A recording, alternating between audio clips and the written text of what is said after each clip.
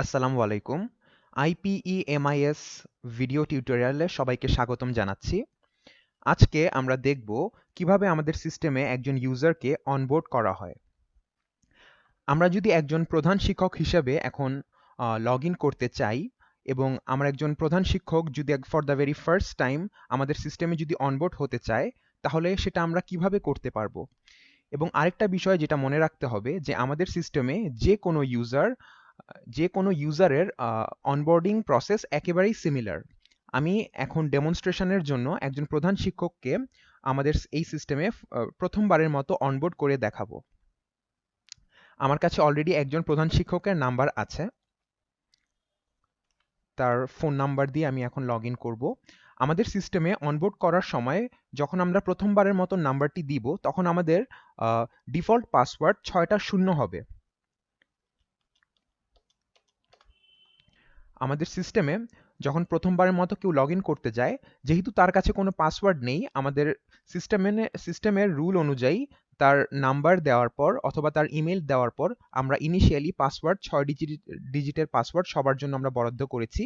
এটি দিয়ে সে initially log in করতে পারবে। আমরা লগ ইন করি। আনোয়ার হোসেন, ওনার লগ ইন প্রসেস এখন আমরা শুরু করব। আমরা যখন প্রসেসটি শুরু করছি, এখানে কাইন্ডলি একটু দেখবেন, একটি নতুন পাসওয়ার্ড পছন্দ করুন। এখানে কিন্তু আর আমাদের আগের পাসওয়ার্ডটি ইউজ করব না, যেহেতু আমরা এখন সিস্টেমে অনবোর্ড হচ্ছি। আমাদের ব্যক্তিগত পাসওয়ার্ডগুলো আমরা ব্যবহার করব। পাসওয়ার্ডগুলো ব্যবহার করার পূর্বে কিছু বিষয় আমাদের লক্ষ্য রাখতে হবে, যে আমাদের সিস্টেমে কিছু কন্ডিশন মিট করতে হবে পাসওয়ার্ডের।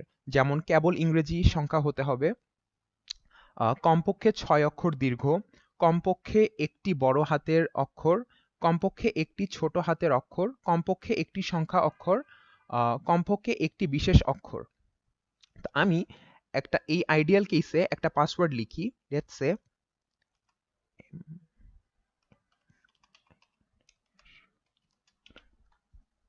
আমি একটি পাসওয়ার্ড লিখলাম, যেটা হচ্ছে মাস্কি 1#109।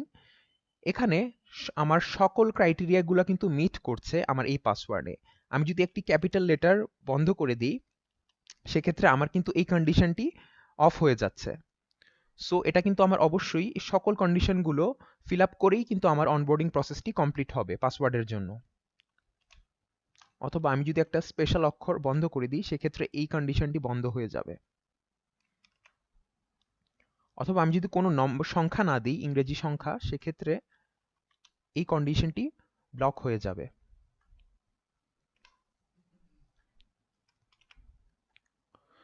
সো পাসওয়ার্ডটি আমি আবার পুনরায় দিয়ে নিশ্চিত করব।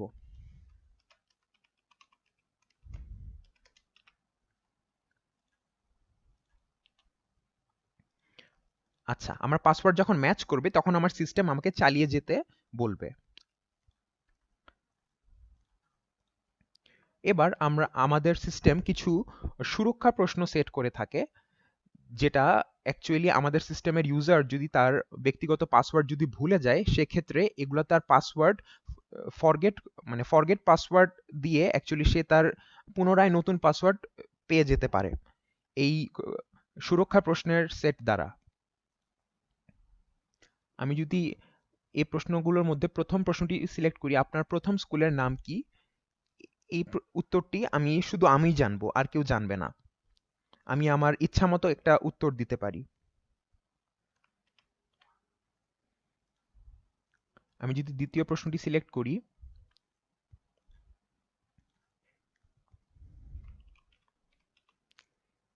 এখানে যেভাবেই আপনারা উত্তরগুলো সেট করবেন, ঠিক হুবহু এভাবেই এই উত্তরগুলো এই এই প্রশ্নের উত্তরগুলো কিন্তু সঠিক উত্তরগুলো আপনাদের কিন্তু মনে রাখতে হবে, যদি ইন কেস আপনারা পাসওয়ার্ড ভুলে যান। সেই জন্য